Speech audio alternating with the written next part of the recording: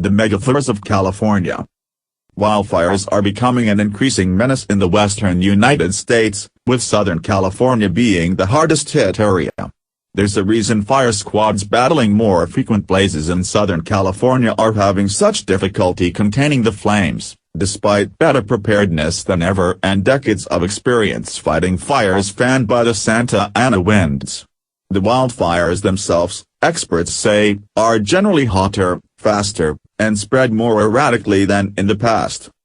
Megafires, also called siege fires, are the increasingly frequent blazes that burn 500,000 acres or more, 10 times the size of the average forest fire of 20 years ago.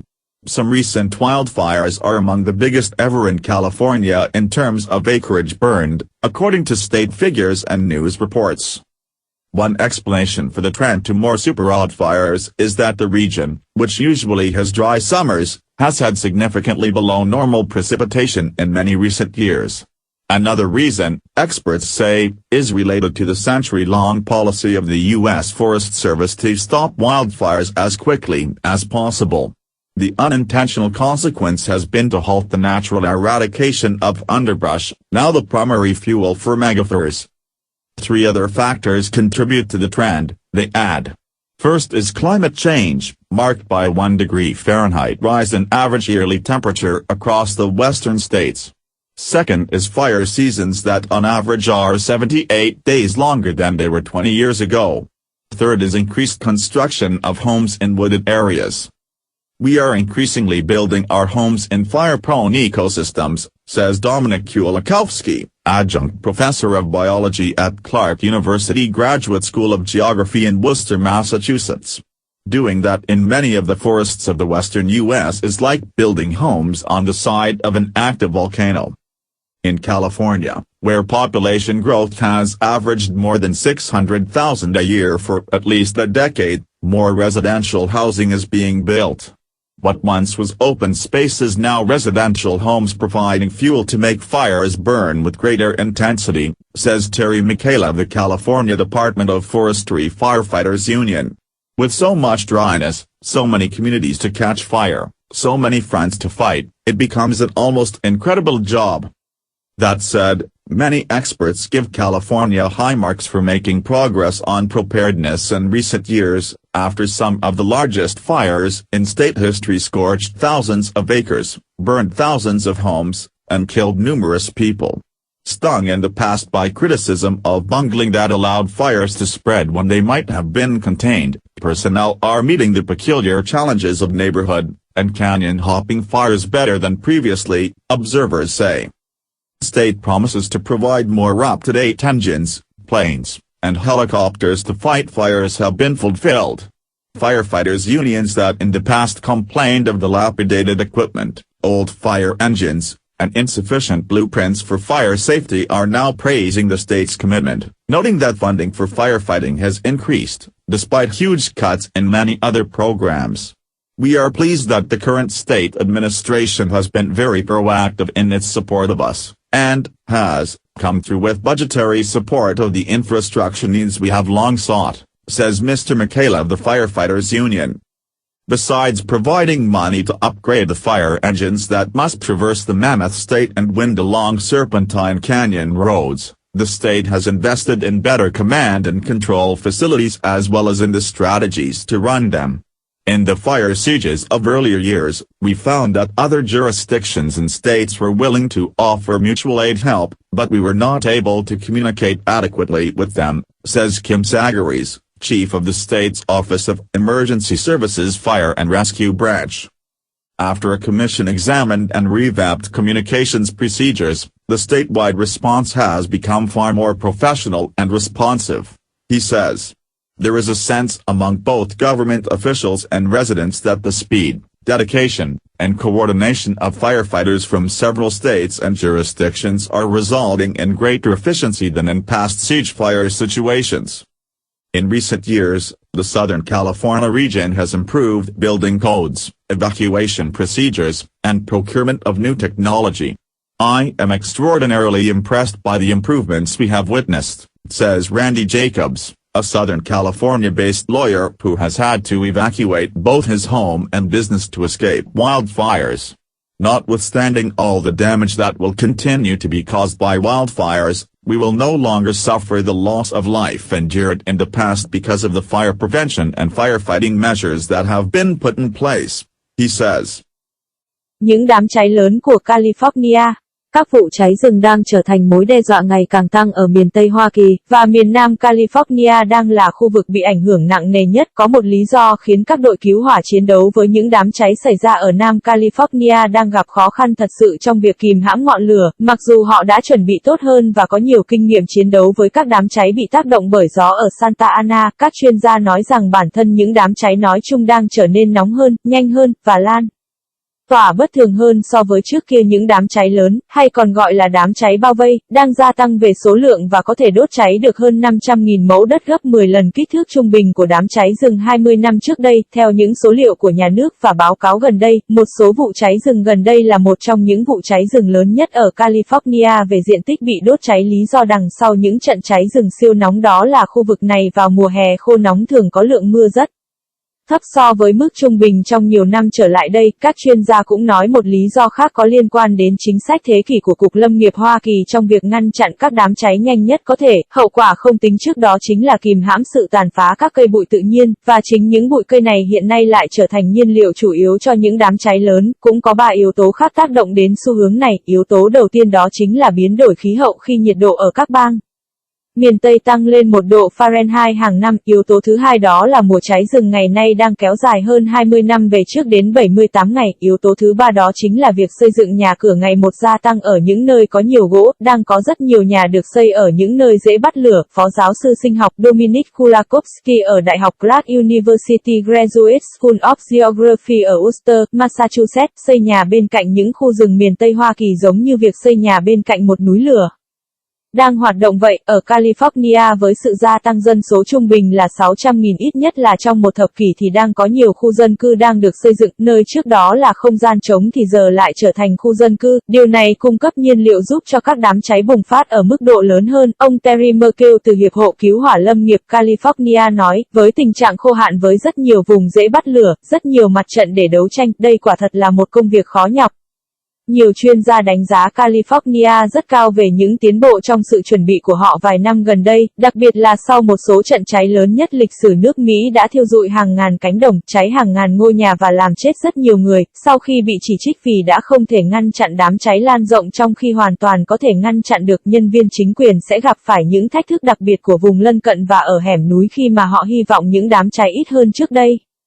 Việc chính quyền bang hứa cung cấp thêm những động cơ, máy bay và máy bay trực thăng mới nhất để chữa cháy đã được thực hiện. Các hiệp hội cứu hỏa trước đây phàn nàn về thiết bị hư hỏng, xe cứu hỏa cũ, và các bản thiết kế không đủ đảm bảo an toàn chữa cháy giờ đang ca ngợi cam kết này của chính quyền bang, ghi nhận khoản tài trợ cho việc chữa cháy đã và đang tăng lên bất chấp việc phải cắt giảm ngân sách ở các chương trình khác. Ông Merkel của Hiệp hội Cứu hỏa cho biết, chúng tôi rất vui mừng rằng chính quyền hiện nay đã và đang rất chủ động trong việc hỗ trợ chúng tôi và đã đưa ra ngân sách hỗ trợ cho cơ sở hạ tầng mà chúng tôi đã theo đuổi từ lâu. Bên cạnh việc trợ cấp tiền để nâng cao chất lượng, những động cơ chữa cháy phải vượt qua bang rộng lớn và vượt qua những cơn gió thổi dọc theo những đường quanh hẻm núi ngoằn ngoèo. Chính phủ đã đầu tư những phương tiện tốt hơn đáp ứng nhu cầu và kiểm soát cùng với những chiến lược để điều khiển chúng trong đám cháy vây hãm của những năm trước. Chúng tôi thấy rằng các cơ quan pháp lý và các bang sẵn sàng hỗ trợ lẫn nhau, nhưng chúng tôi không thể trao đổi với họ một cách đầy đủ. Ông Kim Zagaris, tránh văn phòng dịch vụ khẩn cấp cứu hỏa và cứu hộ nói, sau khi Ủy ban kiểm tra và cải tiến các thủ tục truyền thông, phản ứng trên toàn tiểu bang trở nên chuyên nghiệp hơn và phản hồi tốt hơn. Ông nói, có một ý thức trách nhiệm trong cả chính phủ và người dân mà sự nhanh chóng, sự cống hiến, và sự phối hợp của những người lính cứu hỏa từ nhiều bang và các cơ quan pháp lý đang tạo nên kết quả tốt hơn so với những tình huống của những đám cháy bao vây trước đây. Trong những năm gần đây, khu vực Nam California đã cải thiện quy trình xây dựng, quy trình sơ tán và cung ứng công nghệ mới. Randy Jacob, một luật sư ở Nam California, đã phải di tản cả nhà và cơ sở kinh doanh của mình để thoát khỏi các vụ cháy rừng, nói, tôi thực sự ấn tượng với những cải tiến mà chúng tôi đã chứng kiến, tuy rằng những hiểm nguy sẽ vẫn tiếp diễn bởi những đám cháy, nhưng chúng ta sẽ không còn phải chịu sự thiệt hại về người đã kéo dài như trong quá khứ nữa bởi vì việc phòng cháy và công tác chữa giờ ngày càng được hoàn thiện, ông nói. Second nature. Psychologists have long held that a person's character cannot undergo a transformation in any meaningful way and that the key traits of personality are determined at a very young age. However, researchers have begun looking more closely at ways we can change. Positive psychologists have identified 24 qualities we admire, such as loyalty and kindness, and are studying them to find out why they come so naturally to some people.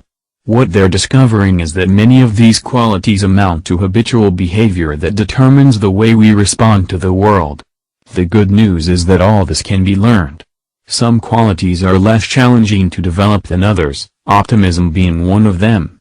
However, developing qualities requires mastering a range of skills which are diverse and sometimes surprising.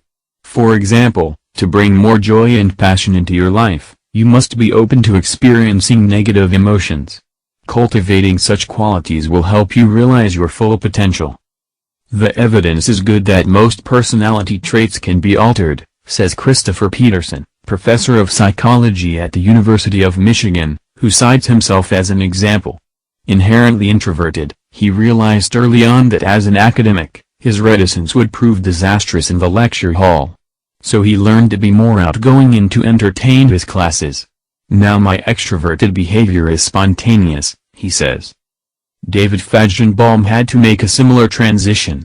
He was preparing for university, when he had an accident that put an end to his sports career. On campus, he quickly found that beyond ordinary counseling, the university had no services for students who were undergoing physical rehabilitation and suffering from depression like him.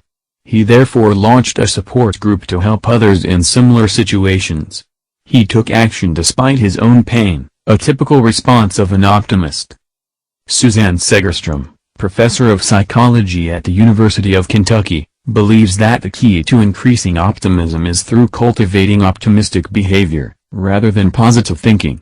She recommends you train yourself to pay attention to good fortune by writing down 3 positive things that come about each day. This will help you convince yourself that favorable outcomes actually happen all the time, making it easier to begin taking action.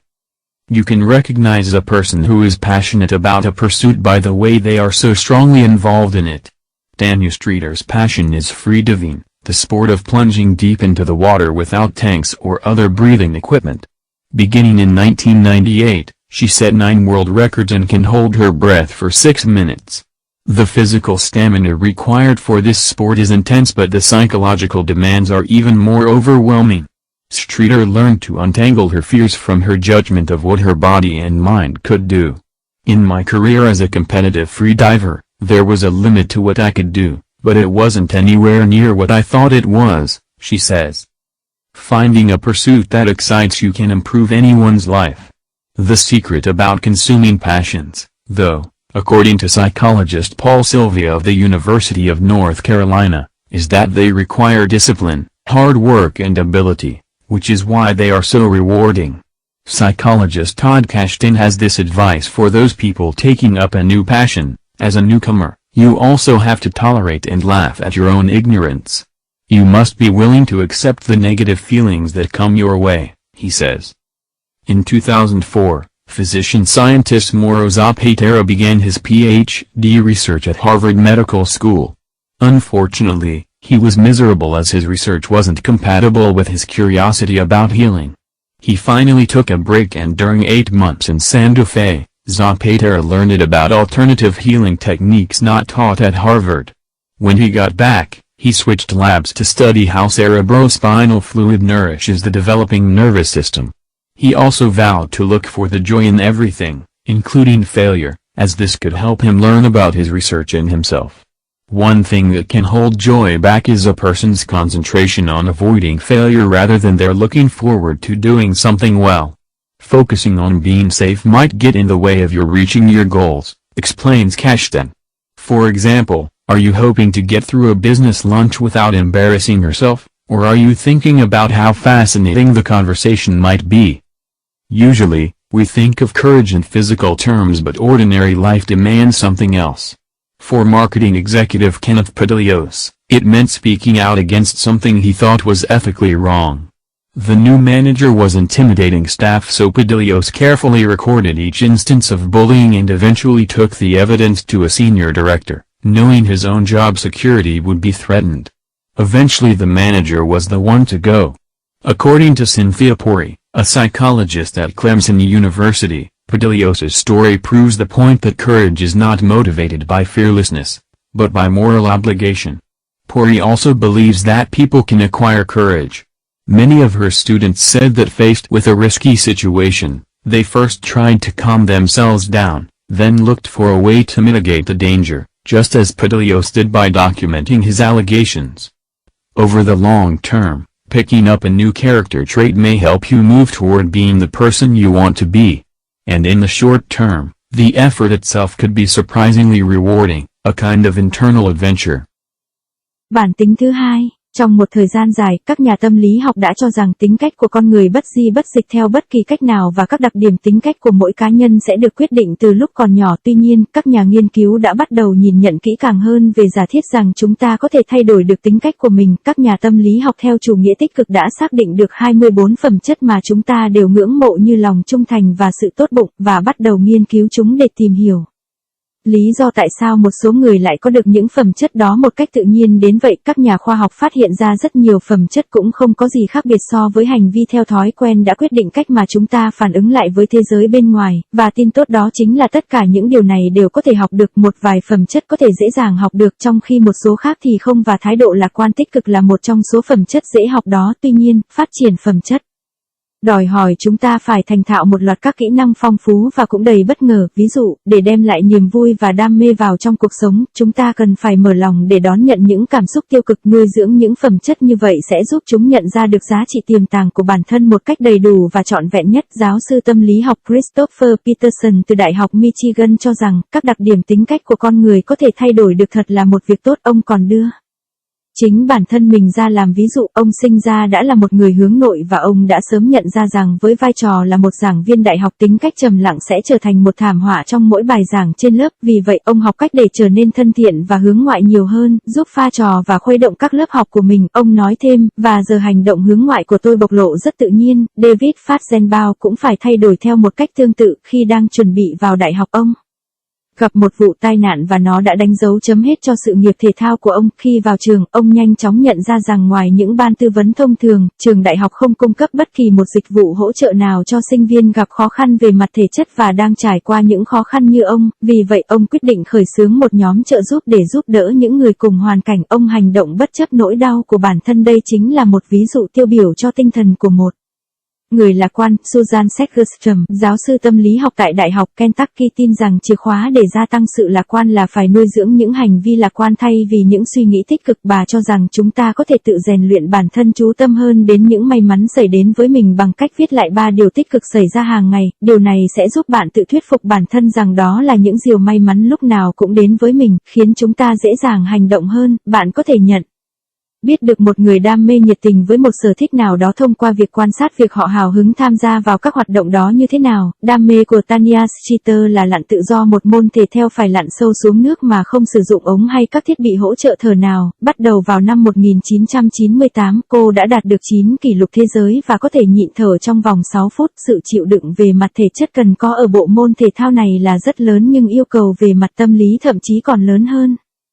Streeter học cách gỡ bỏ được nỗi sợ hãi ra khỏi những nhận định rằng cơ thể của cô ấy có thể làm được cái này, cơ thể của cô ấy có thể làm được cái kia. Với sự nghiệp là một thợ lặn tự do như của tôi thì luôn có một hạn chế về thành tựu tôi có thể đạt được, nhưng nó không giống với cái mà tôi đã nghĩ. Cô ấy nói, tìm được một sở thích làm cho bản thân cảm thấy hào hứng sẽ có thể cải thiện cuộc sống của bất kỳ ai. Mặc dù vậy, theo như nhà tâm lý học Paul Sylvia của Đại học North Carolina thì bí mật của việc theo đuổi đam mê đó chính là những yêu cầu về tính kỷ luật, chăm chỉ và năng lực, và đó là lý do tại sao những đam mê đó lại đáng giá đến vậy. Giáo sư Todd Casden khuyên những người bắt đầu một đam mê mới rằng, với một đam mê mới nào đó, chúng ta cũng cần phải học cách tha thứ cũng như sảng khoái cười lớn trước sự ngu dốt của bản thân mình. Chúng ta cần phải sẵn sàng học cách chấp nhận những cảm xúc tiêu cực xảy đến với bản thân chúng ta. Vào năm 2004, nhà khoa học vật lý học Mauro Zapatera bắt đề tài nghiên cứu tiến sĩ tại trường Y, Đại học Harvard. Thật không may, ông đã rất khó nhọc vì bài nghiên cứu đã không phù hợp với sự tò mò của ông về việc chữa vết thương. Ông cuối cùng cũng quyết định tạm dừng bài nghiên cứu lại và trong suốt 8 tháng ở Santa Fe, Zapatera đã học về một kỹ thuật chữa lành vết thương thay thế mà không được dạy ở Harvard. Khi quay trở lại, ông chuyển phòng thí nghiệm sang việc nghiên cứu dịch não tùy kích thích phát triển hệ thống thần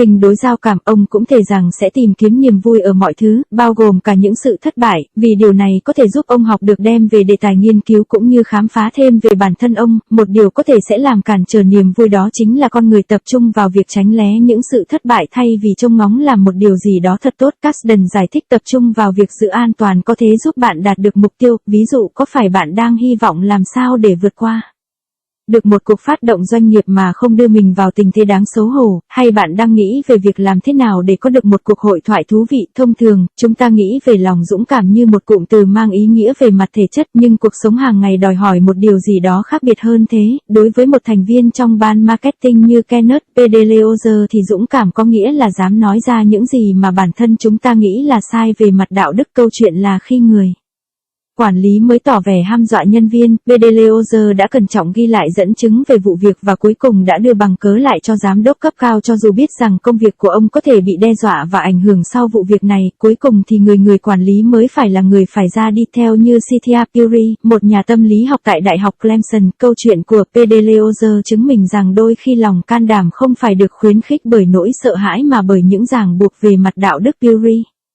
cũng tin rằng con người có thể học được sự dũng cảm. Rất nhiều sinh viên của bà cũng nói rằng khi đối mặt với những tình huống nguy hiểm, trước hết họ sẽ cố gắng giữ bình tĩnh, rồi sau đó sẽ tìm cách để giảm những nguy hiểm đó, cũng giống như cách mà Pedeleozer đã làm bằng cách ghi lại những dẫn chứng. Trong một thời gian dài, việc học một đặc điểm tính cách mới có thể giúp bạn hướng tới trở thành một con người mà chúng ta muốn, và trong một thời gian ngắn, những nỗ lực bỏ ra cũng đáng giá một cách ngạc nhiên, giống như một cuộc phiêu lưu bên tìm hiểu bản thân mình vậy.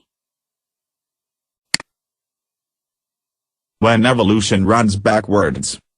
The description of any animal as an evolutionary throwback is controversial. For the better part of a century, most biologists have been reluctant to use those words, mindful of a principle of evolution that says evolution cannot run backwards. But as more and more examples come to light and modern genetics enters the scene, that principle is having to be rewritten.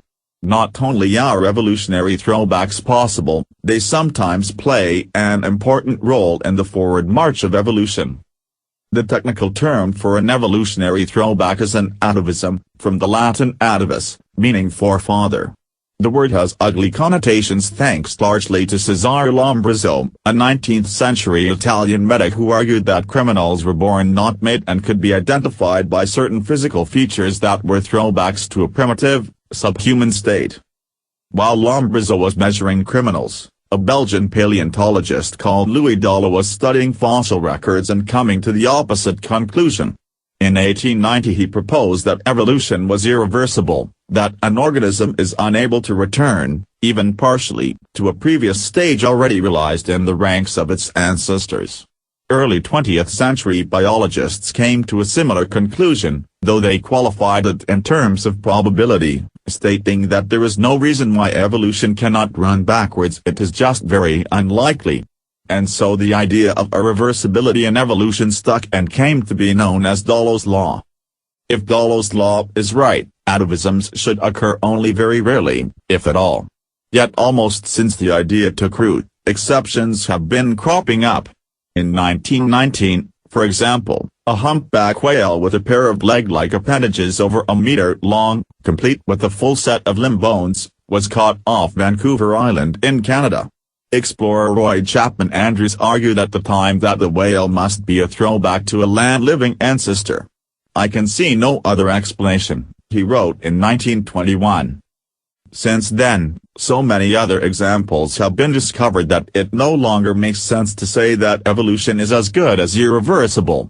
And this poses a puzzle: how can characteristics that disappeared millions of years ago suddenly reappear? In 1994, Rudolf Raff and colleagues at Indiana University in the USA decided to use genetics to put a number on the probability of evolution going into reverse. They reasoned that while some evolutionary changes involve the loss of genes and are therefore irreversible, others may be the result of genes being switched off.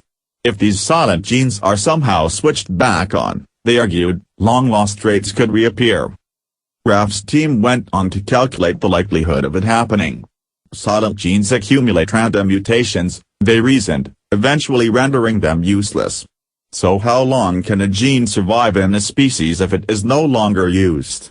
The team calculated that there is a good chance of silent genes surviving for up to 6 million years in at least a few individuals in a population, and that some might survive as long as 10 million years. In other words, throwbacks are possible, but only to the relatively recent evolutionary past. As a possible example, the team pointed to the mole salamanders of Mexico and California. Like most amphibians, these begin life in a juvenile tadpole state, then metamorphose into the adult form, except for one species, the axolotl, which famously lives its entire life as a juvenile. The simplest explanation for this is that the axolotl lineage alone lost the ability to metamorphose, while others retained it. From a detailed analysis of the salamander's family tree, however, it is clear that the other lineages evolved from an ancestor that itself had lost the ability to metamorphose. In other words, metamorphosis in mole salamanders is an atavism. The salamander example fits with Raff's 10 million year time frame. More recently, however, examples have been reported that break the time limit, suggesting that silent genes may not be the whole story. In a paper published last year, biologist Gunter Wagner of Yale University reported some work on the evolutionary history of a group of South American lizards called bacha. Many of these have minuscule limbs, some look more like snakes than lizards, and a few have completely lost the toes on their hind limbs. Other species, however, sport up to 4 toes on their hind legs. The simplest explanation is that the toad lineages never lost their toes, but Wagner begs to differ. According to his analysis of the bacha family tree, the toad species re-evolved toes from toeless ancestors and, what is more, digit loss and gain has occurred on more than one occasion over tens of millions of years. So what's going on? One possibility is that these traits are lost and then simply reappear, in much the same way that similar structures can independently arise in unrelated species, such as the dorsal fins of sharks and killer whales. Another more intriguing possibility is that the genetic information needed to make toes somehow survived for tens or perhaps hundreds of millions of years in the lizards and was reactivated. These atavistic traits provided an advantage and spread through the population, effectively reversing evolution. But if silent genes degrade within 6 million years, how can long-lost traits be reactivated over longer timescales? The answer may lie in the womb. Early embryos of many species develop ancestral features. Snake embryos, for example, sprout hind limb buds. Later in development these features disappear thanks to developmental programs that say lose the leg. If for any reason this does not happen, the ancestral feature may not disappear, leading to an atavism. Khi sự tiến hóa chạy ngược, việc mô tả bất kỳ một loài động vật nào như một sự tiến hóa ngược vẫn còn là một vấn đề gây tranh cãi. Để có được một thế kỷ tươi sáng hơn thì hầu hết các nhà sinh học đã được miễn cưỡng sử dụng những từ ngữ hoa mỹ về nguyên tắc của tiến hóa khi cho rằng tiến hóa có thể đi ngược lại được, nhưng khi ngày càng nhiều các ví dụ được đưa ra ánh sáng thì ngành di truyền học hiện đại phải và các nguyên tắc trên phải được viết lại. Không chỉ là tiến hóa có thể đi lùi mà đôi khi nó còn đóng một vai trò quan trọng trong hành trình tiến hóa về phía trước. Thuật ngữ kỹ thuật của tiến hóa lùi được gọi là atavism, tạm dịch là hiện tượng hồi tổ hay thuyết lại giống, xuất phát từ tiếng Latin atavus, có nghĩa là tổ tiên, từ trên có hàm ý xấu xí là do thế kỷ 19, một bác sĩ người Ý tên là Cesare Lombroso đã cho rằng chúng ta có thể nhận diện được bọn tội phạm ngay từ khi chúng được sinh ra do những đặc tính vật lý nhất định có liên quan đến người tiền sử. Trong khi Lombroso nghiên cứu về tội phạm thì một nhà cổ sinh vật học người Bỉ tên là Luis Dolo lại nghiên cứu các hồ sơ hóa thạch và đưa ra những kết luận ngược lại với học thuyết trên. Năm 1890 ông Luis Dolo cho rằng sự tiến hóa là không thể đảo ngược, rằng một sinh vật không thể trở lại, dù chỉ là một phần. Thời kỳ trước đó cùng với những loài tổ tiên của chúng, các nhà sinh học đầu thế kỷ 20 cũng đi đến một kết luận tương tự rằng mặc dù việc tiến hóa ngược là có đủ điều kiện và xác suất để xảy ra nhưng không có lý do gì mà Tiến hóa có thể chạy ngược được vì điều đó rất khó xảy ra, và do đó ý tưởng về không thể đảo ngược trong tiến hóa bị mắc kẹt ở đây và đã được mọi người gọi là luật Dolo. Nếu luật Dolo là đúng thì thuyết lại giống ít nhất cũng xảy ra dù rất hiếm. Tuy nhiên, kể từ khi ý tưởng này bắt đầu được nhen nhóm thì cũng có đến vài trường hợp ngoại lệ xảy ra, ví dụ như năm 1919 một con cá voi lưng gù với hai cái chân phụ dài hơn 1 mét với đầy đủ các xương chi đã được đánh bắt ngoài khơi đảo Vancouver, Canada. Nhà thám hiểm Roy Chapman Andrew lúc đó lập luận rằng con cá voi này là một tái sinh của một tổ tiên nào đó đã sống trên cạn. Năm 1921 ông viết, tôi không thể tìm ra một lời giải thích nào khác. Kể từ đó, người ta khám phá ra nhiều trường hợp khác để chứng minh rằng tiến hóa là có thể đảo ngược, tức nói tiến hóa không bị đảo ngược không còn đúng nữa, và điều này đặt ra một câu đố là làm thế nào những đặc điểm đã biến mất hàng triệu năm trước đột nhiên xuất hiện trở lại.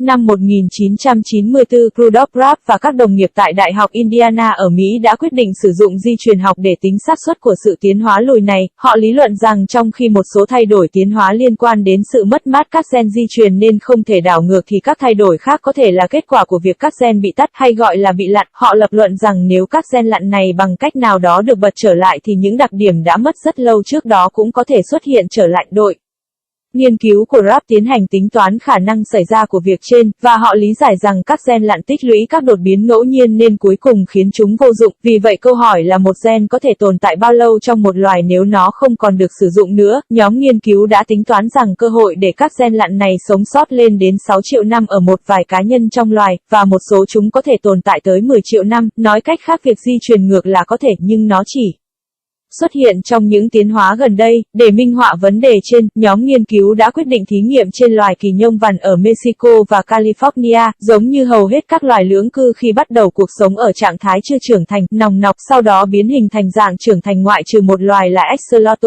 kỳ dông Mexico, nổi tiếng sống toàn bộ cuộc sống của nó dưới dạng chưa trưởng thành. Lời giải thích đơn giản nhất cho điều này là trong khi các loài lưỡng cư khác còn giữ lại đặc tính biến hình thì loài kỳ dông Mexico lại mất khả năng đó. Tuy nhiên, từ một phân tích chi tiết của cây phả hệ của loài kỳ nhông, chúng ta có thể thấy rõ ràng là những loài khác khi tiến hóa từ tổ tiên chúng thì chính tổ tiên nó đã mất khả năng biến hình. Nói cách khác, biến hình ở loài kỳ nhông có nốt ruồi là một trường hợp lại giống hay tiến hóa lùi. Ví dụ về loài kỳ nhông trên phù hợp với giả thuyết và thời gian 10 triệu năm của nhà nghiên cứu Rapp đưa ra trước đây. Tuy nhiên, gần đây các nhà khoa học đã đưa ra các ví dụ minh chứng rằng giới hạn về thời gian tồn tại của gen lặn là 10 triệu năm. Như đã nói ở trên, hoàn toàn có thể bị phá vỡ và các gen lặn này có thể không phải là nguyên nhân của toàn bộ câu chuyện. Trong một bài báo xuất bản năm ngoái, nhà sinh vật học Gunther Wagner của Đại học Yale đã báo cáo một số công trình nghiên cứu của ông về lịch sử tiến hóa của nhóm các loài thằn lằn Nam Mỹ gọi là Basia. Nhiều con trong số các loài này có các chi nhỏ xíu, một số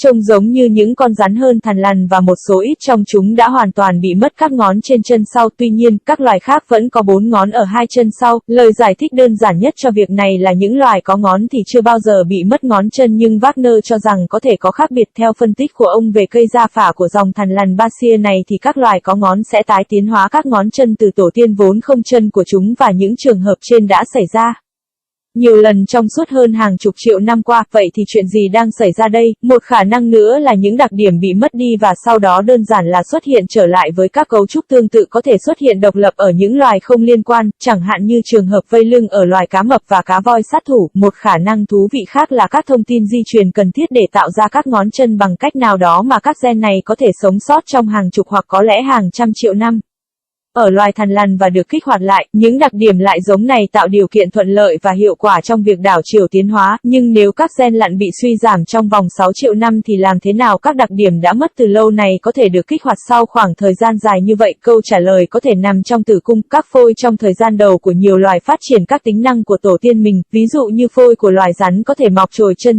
sau đó trong phát triển, các đặc điểm này biến mất nhờ vào các chương trình phát triển gọi là mất chân. Nếu vì lý do nào đó điều này không xảy ra, tức chương trình mất chân không hoạt động được, thì các tính năng của tổ tiên có thể không biến mất mà dẫn đến một hiện tượng gọi là lại giống hay tiến hóa lùi.